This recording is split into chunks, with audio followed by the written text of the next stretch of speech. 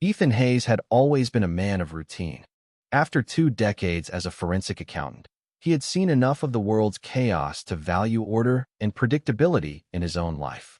When he finally retired and moved into the quiet, well-maintained residential community of Pinecrest Heights, he expected to find peace, a place where he could focus on his passion for restoring vintage cars and enjoy his solitude. He had chosen this neighborhood carefully, investing in a home with a spacious garage for his workshop, a large backyard that backed up to a wooded area, and enough privacy to keep the artificiality of suburban life at bay. Pinecrest Heights was the kind of place where everything had its place. The roads were clean, the lawns manicured to perfection, and the houses painted in muted, neutral tones that blended seamlessly into one another. It was a community that prided itself on its rules, its order, and its carefully cultivated aesthetic. Ethan had no issues with rules, quite the opposite. Rules were necessary, as long as they served a purpose. But it didn't take him long to realize that the people enforcing those rules in Pinecrest Heights were less concerned with order and more obsessed with control. From the moment he moved in, Ethan was bombarded with emails and letters outlining various guidelines, expectations, and mandatory community enhancement fees. None of it made much sense to him. He had read the property agreement before moving in, and there had been no mention of these arbitrary expenses. He ignored the first few notices, assuming they were blanket messages sent to all new residents. But the letters kept coming. It wasn't just the constant flood of regulations that irritated him, it was the people behind them. Particularly, Maggie Bennett, the self-appointed queen of the community board. From the moment he met her, Ethan knew exactly what kind of person she was. She had the demeanor of someone who thrived on exerting authority over others, wearing her position like a badge of honor. She wasn't the type to engage in open hostility. Her power was wielded through passive-aggressive smiles, carefully worded emails, and a network of compliant residents who followed her lead either out of fear or misplaced loyalty. Maggie made a point to introduce herself within days of Ethan moving in, appearing at his doorstep with a carefully curated welcome basket filled with overpriced organic snacks and a folder containing a thick stack of printed guidelines. She spoke with the polished, saccharine tone of someone who had mastered the art of forced politeness. "We're so glad to have you in our community, Mr. Hayes," she said, her smile so unwavering that it almost seemed rehearsed. "We pride ourselves on keeping our neighborhood safe, organized, and, most importantly, harmonious. I'm sure you'll find that everything runs smoothly as long as we all do our part." Ethan accepted the basket with a nod, flipping through the folder briefly before setting it aside. "Appreciate it," he replied, his voice even but detached. "I'll take a look when I get the chance." Maggie's expression barely faltered, though he caught the flicker of irritation in her eyes. She wasn't used to people brushing her off so easily. "Oh, I do encourage you to go through it thoroughly.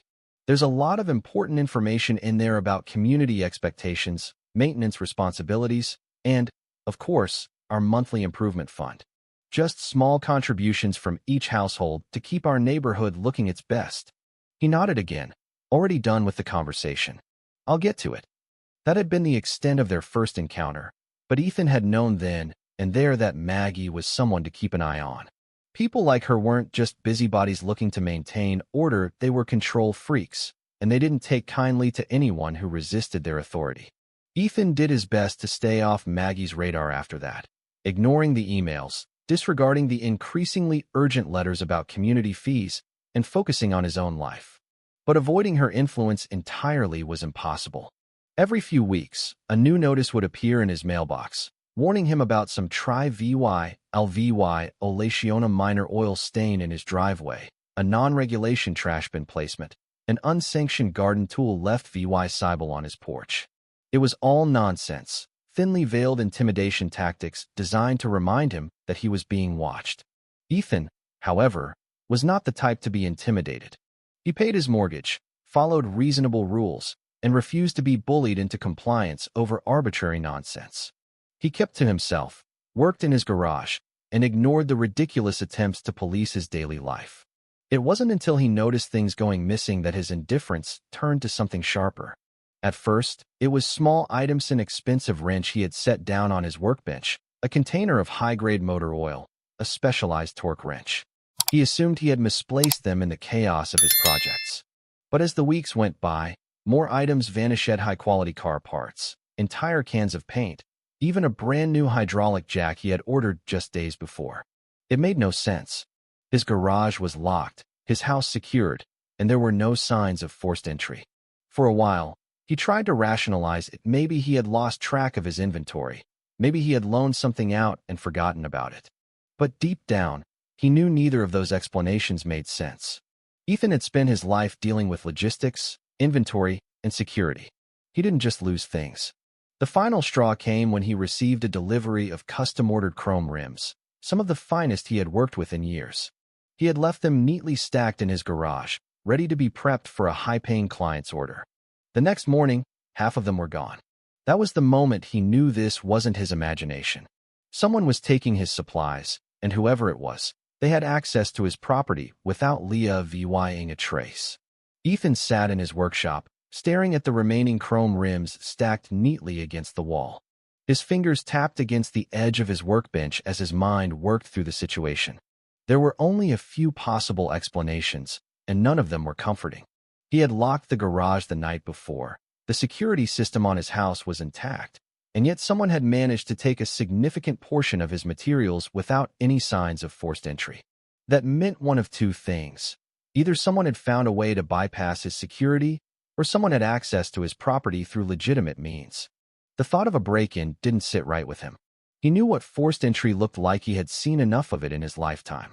Thieves weren't careful, and they didn't take their time to pick and choose items the way this intruder had. If someone had broken in, there would have been disturbed furniture, pry marks on a door, a broken window. This wasn't that.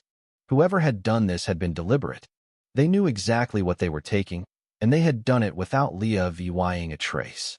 That left him with only one reasonable conclusion: someone had a key. His jaw clenched at the realization. The only time someone had access to his locks was when he had first moved in, during the so-called community security upgrade, when the board had issued standardized locks for all homeowners under the pretense of neighborhood safety. He hadn't thought much of it at the time.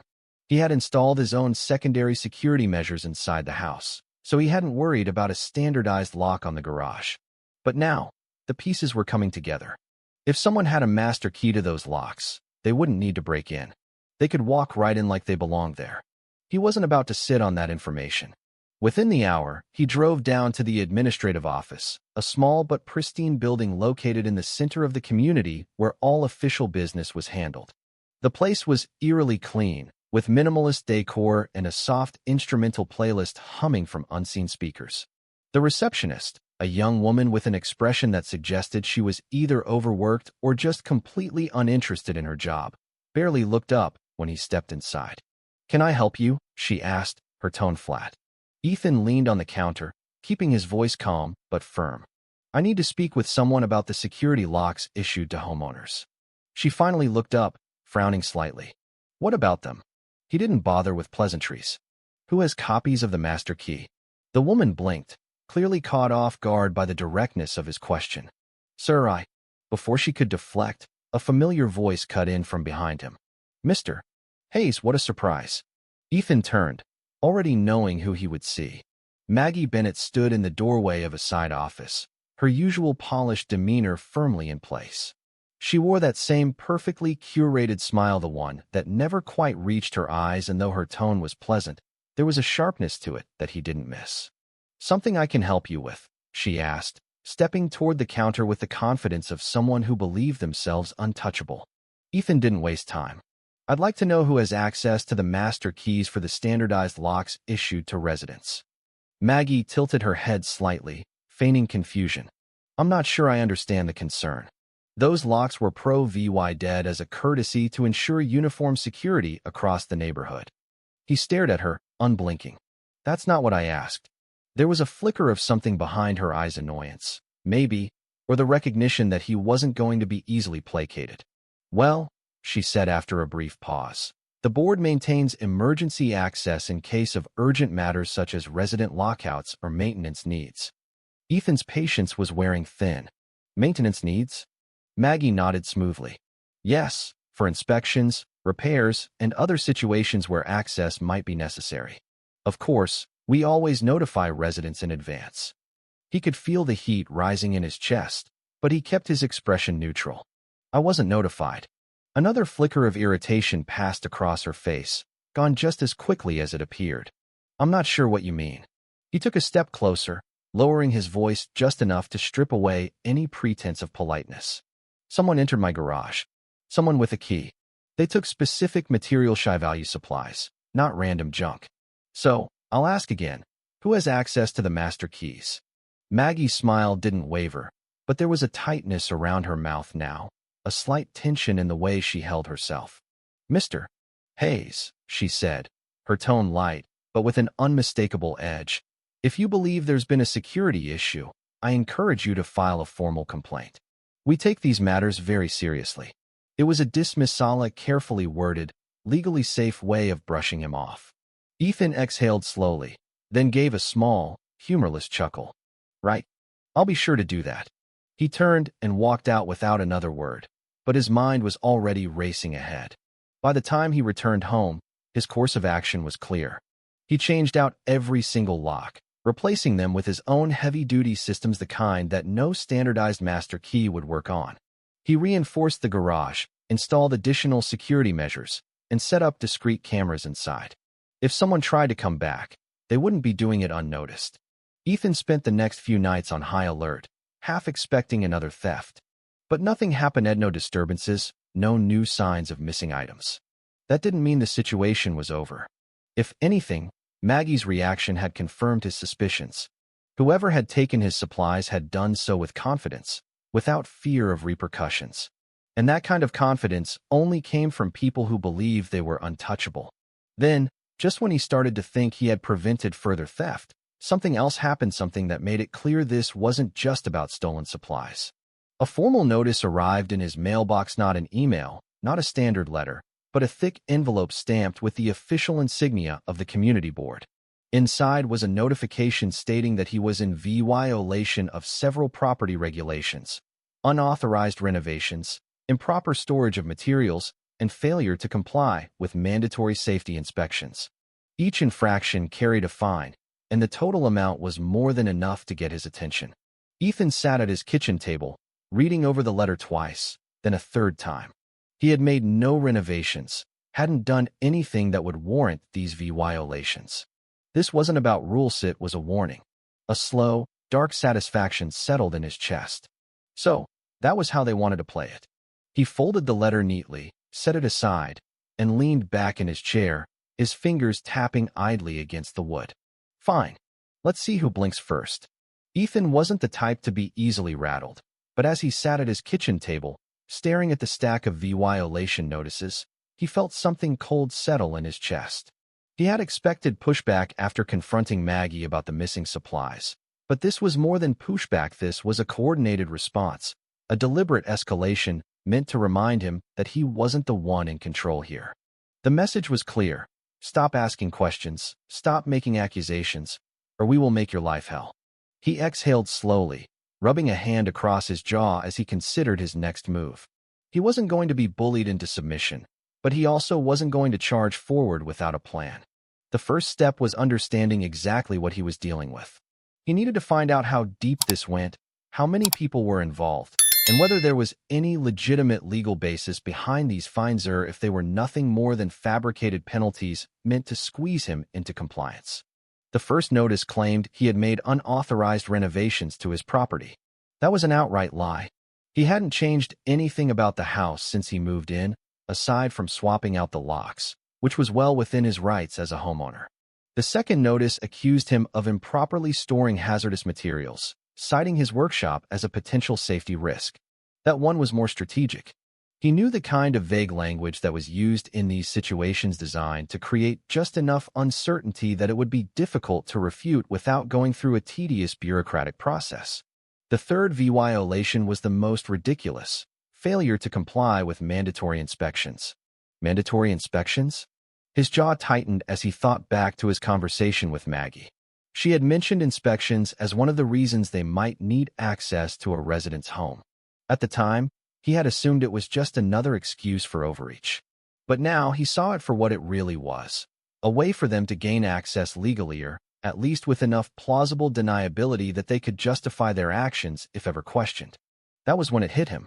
The theft hadn't been about random greed or personal vendetta. This was business.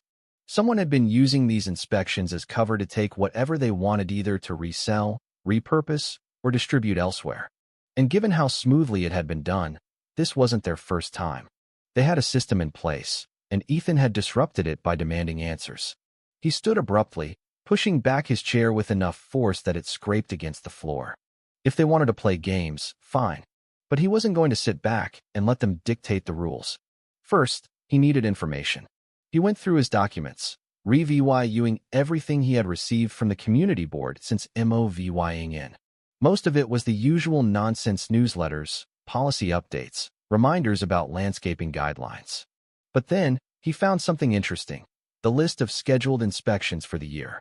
His name wasn't on it, which meant either they had added him after the fact or, more likely, they had never intended to notify him in the first place. They had expected him to either not notice or not fight back. And when he did, they had retaliated by manufacturing violations. That told him two things. First, that Maggie wasn't acting alone. This required coordination. Second, that they were sloppy. They had been doing this for so long with so little resistance that they had gotten careless. That was their weakness, and he was going to exploit it. Ethan spent the next day methodically documenting everything. He took photos of his garage, his workshop, every inch of his property that had been cited in the violations. He made copies of all his official documents, scanned emails, and even went through his purchase receipts to track exactly what had gone missing. He wanted a complete picture of what had been taken, when, and the patterns he started to see only confirmed his suspicions. Certain items had been taken in pairs, one set left behind, one removed. Expensive tools, but not the most expensive. High-quality car parts, but only select pieces. Whoever had done this knew exactly what they were looking for. That meant they were either knowledgeable themselves or supplying to someone who was. His next step was talking to his neighbors. He wasn't expecting much. Most of them either didn't pay attention to this kind of thing or were too afraid to speak up. But he needed to know if this had happened before. He started with an older man named Walter, who lived a few houses down. Walter was the kind of guy who had been in the neighborhood for decades, the kind who noticed things but rarely involved himself unless directly affected. Ethan approached him while he was tending to his lawn, making small talk before easing into the real reason he was there. "Ever had any trouble with inspections around here?" Ethan asked casually, watching for a reaction. Walter's hands paused on the handle of his mower, his expression carefully neutral. "Why do you ask?" Ethan shrugged. "Got a few surprise violations.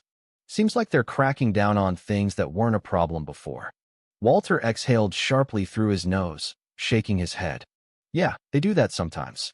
Ethan narrowed his eyes. "To everyone? Or just certain people?" Walter glanced around, lowering his voice. "They pick and choose. Mostly folks who don't go along with things the way they want. I've seen it before. One day your fence is fine, next day it's 2 inches too high. One day your yard's acceptable, next thing you know, you're getting fined for weeds that don't exist." Ethan nodded slowly. "Ever had anything go missing?" Walter hesitated, then gave a small, humorless chuckle. "You mean like tools, equipment, supplies?" Ethan's stomach tightened. "Yeah." Walter finally met his eyes, and for the first time, Ethan saw something there that looked a lot like resentment. "Let me guess, you got the fancy locks, right? The ones they handed out a few months after you moved in." Ethan felt his jaw clench. "Yeah." Walter wiped his hands on his jeans, shaking his head. "You're not the first, and you won't be the last. They sell it like it's a security measure, but the real reason? It gives them access. They've got copies of everything. They take what they want, say it's for the betterment of the community or some other excuse. And if you complain, you get buried in fines until you either shut up or leave." Ethan took a slow breath, forcing himself to stay calm. He had suspected as much, but hearing it confirmed was another thing entirely. "Why hasn't anyone stopped them?" Walter gave him a look that said everything. "You think we haven't tried? You think people haven't pushed back?" He snorted. "They control everything. You want to fight them? You better be ready for a long, ugly road. Some folks don't have the time or the money for that." Ethan exhaled through his nose, nodding. He understood, really did. But that didn't mean he was going to back down. If anything, it only solidified his resolve. That night, Ethan reviewed his footage. He hadn't captured anything yet, but that was fine. He wasn't expecting immediate results. He had time, he had patience, and he had experience dealing with people who thought they were untouchable. And he had no intention of letting them win. Ethan had always believed that patience and discipline were the keys to overcoming any challenge. In his career, rushing into a situation without understanding all the variables was a surefire way to get yourself or your team killed. He had applied that same mentality in civil life, especially in his car restoration business, where precision and attention to detail were everything. But this situation was different. This wasn't just about following a blueprint or executing a well-thought-out strategy. This was about fighting an enemy that didn't play by any rules, one that had been operating unchecked for far too long. He wasn't dealing with a single corrupt person. He was up against an entire system designed to keep people like him powerless. He spent the next several days doing nothing outwardly suspicious. He went about his routine as if nothing had changed, keeping up appearances while quietly gathering more information. He made sure his security system was running at full capacity, monitoring every inch of his property. He even had backup power installed for his cameras in case of an unexpected power outage. If they tried to come back, he'd be ready. His biggest concern wasn't just catching them in the act, it was figuring out where his stolen supplies were going. He knew they weren't just disappearing. Someone had to be benefiting from them, and if he could trace the thefts to their final destination, he'd have real leverage. But that required more than just watching his own property. He needed to start looking beyond his home. He began taking late-night drives around the neighborhood, making mental notes of which houses had recent renovations, which driveways had construction trucks parked in them, and which garages seemed to be filled with new equipment that hadn't been there before. He wasn't looking for anything obvious. People remodeled their homes all the time, but he was looking for patterns. He knew the kind of car parts that had been stolen from him, the specific tools that had gone missing, and he had an eye for detail that most people lacked. If he saw his materials in use somewhere, he'd recognize them. It was on the third night of his quiet patrols that he noticed something odd. A house on the far side of the neighborhood, one he had barely paid attention to before, now had a brand new deck that hadn't been there just weeks ago. That alone wasn't unusual. People built decks all the time, but the materials looked too familiar. He slowed his car slightly as he passed, glancing at the grain and cut of the wood. It was high-quality mahogany, the kind that was expensive and hard to come by. The kind that had been stolen from his garage. His grip on the steering wheel tightened, but he forced himself to keep driving, to act like he hadn't noticed anything. He wasn't about to confront someone without proof. If he accused the wrong person, it would tip Maggie off that he was getting close, and she'd find a way to cover her tracks before he could expose her. He needed to be smart. The next morning, he walked through the neighborhood like he was just out for a casual stroll, taking a different route than usual, cutting through the streets until he found himself near the house with the new deck. It belonged to a man named Daniel Reed, someone Ethan had only spoken to once or twice. Daniel was a middle-aged corporate type, always dressed in business casual, even when taking out the trash. The kind of guy who had money but no real skills when it came to manual labor. There was no way he had built that deck himself. Ethan casually approached as Daniel was getting his mail. "Nice work on the deck," he said, nodding toward the back of the house. "Looks expensive." Daniel looked up, surprised but pleased. "Oh yeah? Just had it done last week. The guys did an amazing job, really high-quality materials." Ethan kept his expression neutral. "Yeah? Who'd you hire?" Daniel hesitated just a fraction too long before answering. "A friend of a friend. Works with the community board on some projects." Ethan nodded slowly. "That right?" Something flickered in Daniel's eyes, unease, maybe, or just a recognition that Ethan wasn't making small talk. "Yeah. They had extra materials from another job, gave me a great deal. Almost too good to be true." Ethan felt his pulse slow, steady. "Must be nice," he said, keeping his tone light. "Hard to find good materials these days." Daniel gave a nervous chuckle. "Tell me about it. Anyway, I should get going, got a meeting soon." He grabbed his mail and turned toward his house, the conversation over. Ethan walked away without another word, but his mind was already working through the implications. So, that was the game. Maggie and her people weren't just taking supplies for their own use, they were running a side business, reselling stolen materials to people in the neighborhood under the guise of leftover inventory. That explained why they had been so confident. As long as no one asked questions, it looked like a legitimate operation. And if someone did ask questions, they'd be buried in violations and legal red tape until they gave up. If you were the one in this story, how would you react? Would you stand up and fight back, or accept the unreasonable pressure and control from the HOA? Share your thoughts in the comments below. And don't forget to subscribe, like, and share this video with more people. Your small action gives us the motivation to keep bringing you more intense and engaging stories. Thanks for watching, and we'll see you in the next video.